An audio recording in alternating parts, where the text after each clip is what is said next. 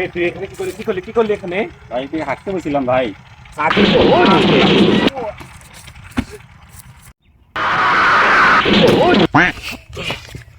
এই তুই কেন রাস্তাঘাটে হাগিস?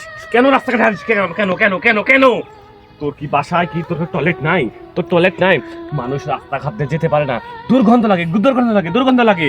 কেন তুই রাস্তায় হাগিস? কেন রাস্তায় হাগিস? তুই কেন রাস্তায় হাগিস?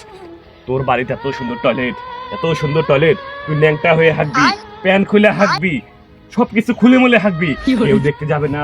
আর এই মানুষ এদিকে যায়, কত চাষাবাদ করতেছে, আর তুই রাস্তাঘাট নোংরা করতেছিস। বাসটা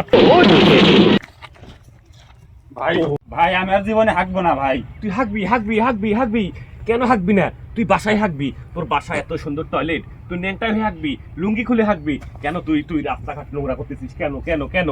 কারণ তুই যে হাগিস, তোর গুয়ের গন্ধের পরফিউ ভালো না, মা বোনেরা গন্ধ নাক ধরে যায়। কেন তোরা রাস্তাঘাট নোংরা করিস? তোদের বাসায় এত সুন্দর টয়লেট থাকতে তোরা কেন রাস্তাঘাটে এবার নোংরা করতেছিস? তোরা কেন?